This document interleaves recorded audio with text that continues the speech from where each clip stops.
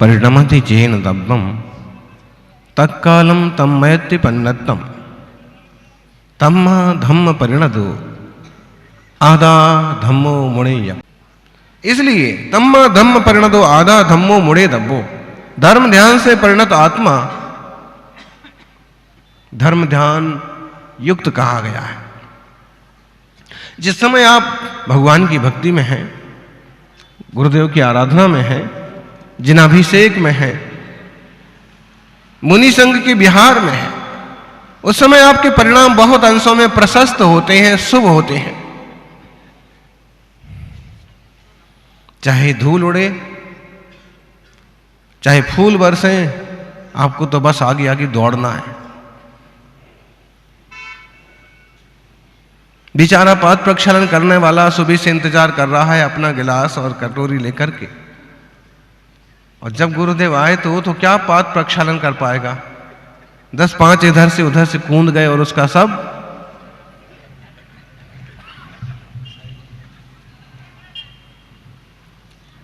आहारचर्या में भी जिनने भक्ति भाव से पड़गाहन की तैयारी की है, कई बार वो बेचारे पीछे रह जाते हैं। मंदिर का पंछा पहन करके इधर उधर के लोग, ऐसा नहीं होना चाहिए। इसमें शुभोपयोग तो है, लेकिन इसमें बहुत मंदता है। आप दूसरे की चीजों से, आप दूसरे के तरीकों से आप पुण्य कमा लेना चाहते हैं। अगर आपके तीव्र परिणाम है प्रशस्त, तो आप खुद करेंगे ना, मैं खुद करूंगा, मेरे द्वार पर पड़गाहन करूंगा, मैं रोज अभिषेक करूंगा। प्रशस्त परिणाम, निर्मल परिणाम, शुभ मन वचन का, ऐसे शुभ का आश्रय होता है, पुण्य का आश्रय होता है, और अशुभ मन वचन का ऐसे अशुभ का आश्रय होता है, पाप का आश्रय होता है।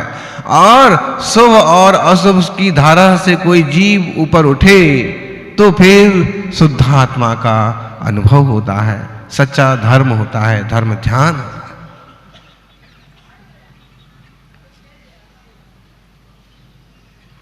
भोले संसारियों को तो अभी खबर ही नहीं है क्या हमारे परिणामों की दशा क्या है, हमारे परिणामों का फल क्या होगा। बोलो, हम मुंबई गए हैं, क्योंकि हम भी गए थे, अंधेरी में पंच कल्याणक प्रतिष्ठा महोत्सव हुआ था, और ये करावली वाले भी बहुत सारे लोग उसमें उपस्थित थे, उन लोगों ने ही उसका आयोजन किया था। तो अब मुंबई आप गए हैं और कमाई कर रहे हैं, हर रोज कहिए, हर हफ्ते, हर महीने हिसाब तो लगाते ही हैं कितना फायदा हुआ है और कितना नुकसान। तो होना ही नहीं चाहिए, फायदा ही फायदा का ही सोचते हैं। लेकिन जिंदगी के उतार चढ़ाव में कभी फायदा भी होता है तो कभी नुकसान भी होता है। नुकसान अगर सामने आ गया तो भी घबराइए मत, कोशिश करिए। जैसे आप अपने व्यापार का हिसाब किताब लगाते हैं, वैसे ही ज्ञानी कम से कम एक सामायिक कर लो, कम से कम शाम की एक सामायिक करो। आप कहो क्या करें सामायिक में, कुछ मत करो, दिन भर में जो जो कुछ किया है उस पर विचार करो कि आज जो जो किया है उसमें कितना अच्छा हुआ है, कितना बुरा हुआ है, कब मेरे परिणाम किस ढंग के हुए हैं, और इन परिणामों का फल क्या होगा।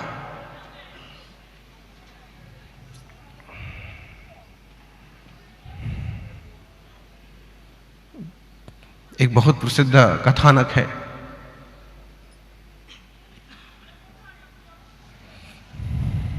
प्रसन्न चंद्र मुनिराज का।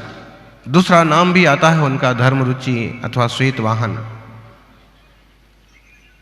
प्रसन्न चंद्र मुनि हैं, वो बहुत बड़े राजा रहे हैं, सम्राट रहे हैं, और अब सब कुछ छोड़ करके मुनि बन के आत्मशुद्धि के लिए तप कर रहे हैं, साधना कर रहे हैं। गृहस्थी के जंजाल में रह करके आपकी शुद्धि नहीं हो सकती,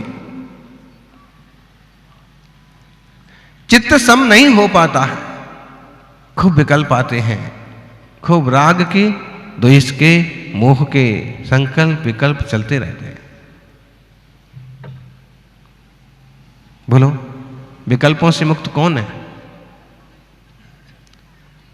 आचार्य अमृतचंद्र तो कहते हैं नए के पक्षपात के विकल्प को भी छोड़ो, नए और प्रमाण की तो हमें खबर ही नहीं है, हम तो संसार के इन विकल्पों में ही ऐसे उलझे हुए हैं।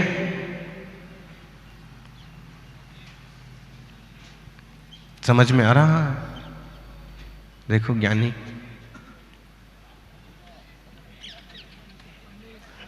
ऐसे समझते हैं, ऐसे भोले भोले लोग कि मैं एकदम बहुत पावरफुल दिख रहा हूं। 4G का मोबाइल मेरे ही पास है, सबसे बढ़िया कंपनी का मोबाइल है, और देखिए मैं कितना बिजी हूं कि धर्म सभा में भी मतलब मेरे को टाइम नहीं है, फिर भी मैं महाराज जी के पास बैठ करके उन पर एहसान कर रहा। तो इस टाइप का फिजूल प्रदर्शन होता है ना, अच्छा नहीं होता है, अच्छा नहीं होता है। समझिए परिणाम कहां से, यहां परिणाम कम से कम प्रशस्त हो जावे, बाहर कैसे परिणाम हो कौन, ये तो आप भी जानते हो। कुछ लोग आके कहते भी हैं कि गुरुदेव जब तक आपके पास रहते हैं, भैया वृत्ति में रहते हैं, पास खड़े रहते हैं, चलते रहते हैं, भाव काफी अच्छे रहते हैं, कम से कम पाप के भाव तो नहीं आते हैं। लेकिन यहां से गए कि कहीं और गए तो यहां तो सोच रहे थे कि इस बार ये व्रत ले ही लेना है, इस बार तो ये संयम कर ही लेना है, रात्रि संबंधी अविरति भोजन छोड़ ही देना है। लेकिन बाहर निकले कि बस दोस्तों को खाते देखा कि सोचते अगले साल कर लेंगे। क्या प्रभाव पड़ता है। प्रसन्न चंद्र मुनिराज एक वृक्ष के नीचे ध्यान में बैठे हैं और तभी राजा श्रृणिक की सवारी निकलती है।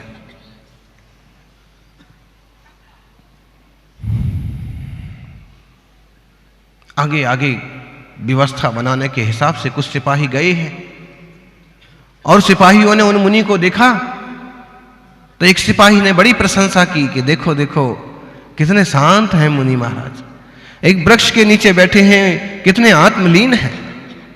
दूसरे सिपाही ने प्रशंसा सुनी, सब लोग प्रशंसा करें कोई जरूरी नहीं है। आपने देखा होगा मंदिर में तीर्थों पर ढेरों स्टिकर लगे होते हैं, लेकिन आपको एक आध साबुत स्टिकर मिले, बताइए क्योंकि एक अगर कोई लगाने वाला आता है तो कोई दूसरा फाड़ने वाला भी, जो तुम्हें पसंद कर रहा है वो तुम्हारा फोटो सम्मेद शिखर तक में लगा अभी, और जो पसंद नहीं कर रहा है वो तुम्हारे मंदिर से उठा करके कचरे में फेंक दे। संसार तो ऐसे ही चलता है। इसलिए बहुत प्रदर्शन में मत पड़िए, आत्मदर्शन की तरफ बढ़िए। मुनिराज की प्रशंसा की एक सिपाही ने तो दूसरा बोल पड़ा, तुमने तो अभी इनका ध्यान देख करके कह दिया कि ये बहुत अच्छे हैं, लेकिन तुम्हें पता है कि ये तो पाप तब कर रहे हैं, पाप पहले से आई से रहा नहीं गए, कैसे पाप, तब भी कोई पाप होता है। उसने कहा बिल्कुल तब तो महान ही होता है, लेकिन ये जो है अपने छोटे से बच्चे को राज दे करके आए हैं और आज ये हालत है कि उस लड़के के लिए कौन लूट ले, कौन हरा दे। आसपास के राजाओं की नजर लग गई है उस राज पर। ये तो आराम से ध्यान में बैठे हैं, तब कर रहे हैं, और उसके प्राण झंझट में पड़े हुए हैं। भाई समाज में बैठे हैं, ध्यान में बैठे हैं, तो कान तो खुले ही हुए हैं ना। कितनी भी एकाग्रता बन जावे, इतनी तो कोई एकाग्रता नहीं बन जाएगी कि कान आजू बाजू के आते हुए शब्द कान में ना जाए। कदाचित हो सकता है एक आध मिनट के लिए कि एकाग्रता भंग ना हो, ना मालूम पड़े, लेकिन मालूम पड़ ही जाता है। वो आवाज उनने सुनी, बात सुनते ही, और उनके परिणाम जो अभी एकदम धर्म में लीन थे, वीतराग भाव के थे, वे सब उल्टे सुलटे हो गए। हमारे मंत्रियों ने भी हमारे बेटे का घात कराने की तैयारी कर ली है। आसपास के राजा उसे खत्म करने के लिए तैयार हैं। क्या होगा छोटे बच्चे का, मैं युद्ध करूंगा, मैं मजा चखाऊंगा, ऐसा वैसा परिणाम उनका चलना चालू हो गया।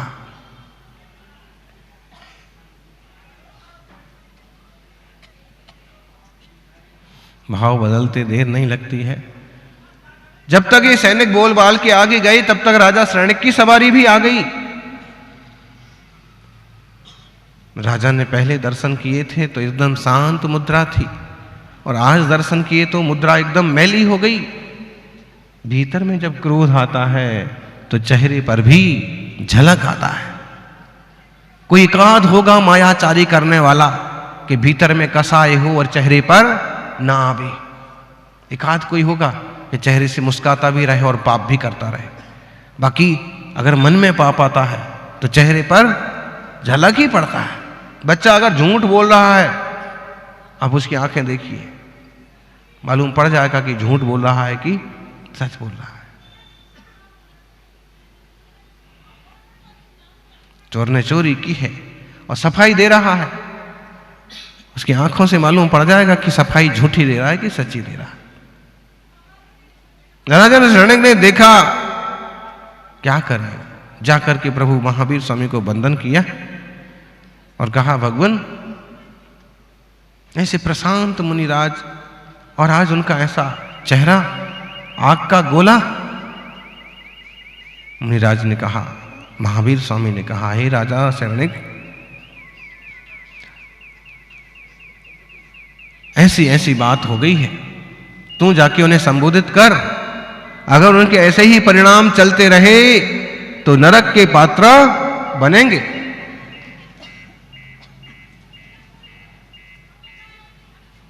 महाराज के पास जाकर के शरणिक ने वंदन किया, नमन किया और कहा, भगवान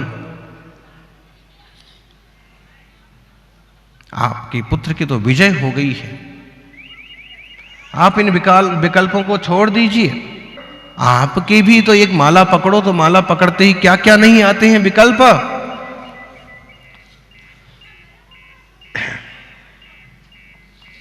ध्यान में कहां तक पहुंच गए, युद्ध के मैदान में पहुंच गए हैं। चक्रव्यूह की रचना हो गई है, बड़ी सारी सेना साथ में है, सामने के योद्धाओं से युद्ध चल रहा है और इतना जबरदस्त युद्ध हुआ कि सारे हथियार खत्म हो गए।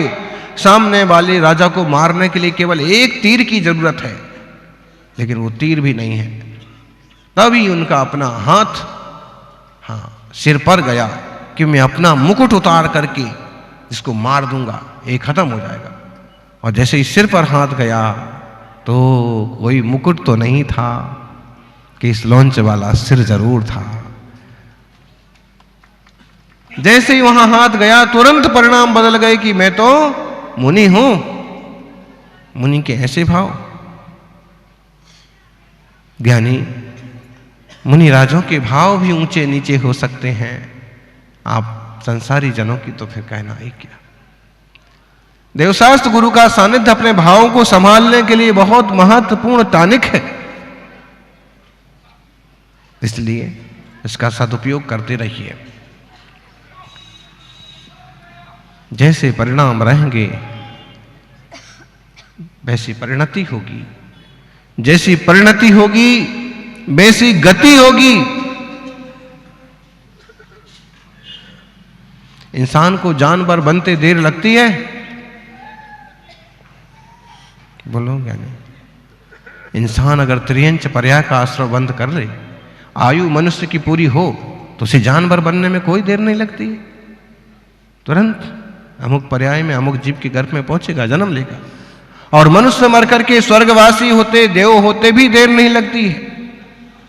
पाप करने वालों को नरक जाने में भी देर नहीं लगती है। समझाओ दुनिया के लोगों को कि परिणामों को सुधारो, केवल धन पैसा रुपए के पीछे अपने भावों को आग मत लगाओ। संसारी हो, गृहस्थी का चलना जरूरी है, लेकिन उसमें भी एक तरह की ईमानदारी, एक तरह की सात्विकता होना चाहिए। उन्हें तो निमित्त मिल गए, मुनिराज को तो निमित्त मिल गए परिणाम सुधारने वाले,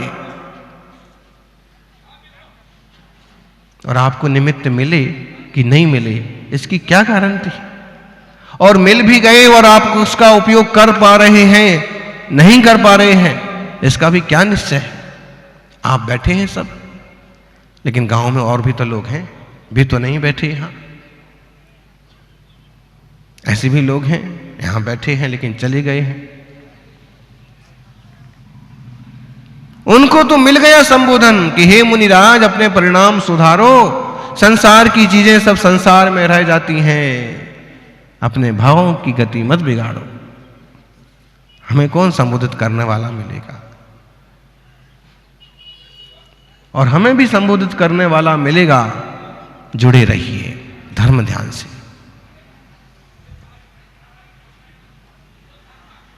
यानी धन और धर्म दो चीजें हैं।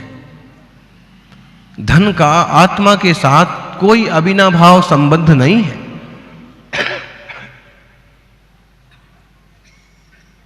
अविनाभाव संबंध मतलब जैसे पानी है, पानी का स्वभाव क्या है? गर्म होना, बराबर? अरे बोले ज्ञानी, पानी का स्वभाव गर्म होना है? पानी का स्वभाव तो शीतलता है, भला हम उसको आग लगा करके गर्म कर लें। उसका अविनाभाव संबंध है शीतलता का और पानी का। जीव का स्वभाव क्या है? ज्ञान दर्शन चैतन्य।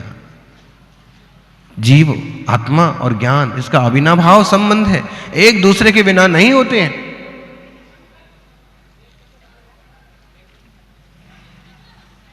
हमारा आत्मा के साथ ज्ञान आदि गुणों का अविनाभाव संबंध है।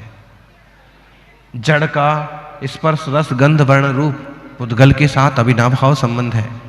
हम चेतन हैं, पुद्गल जड़ है। धन क्या है? चेतन है कि जड़ है?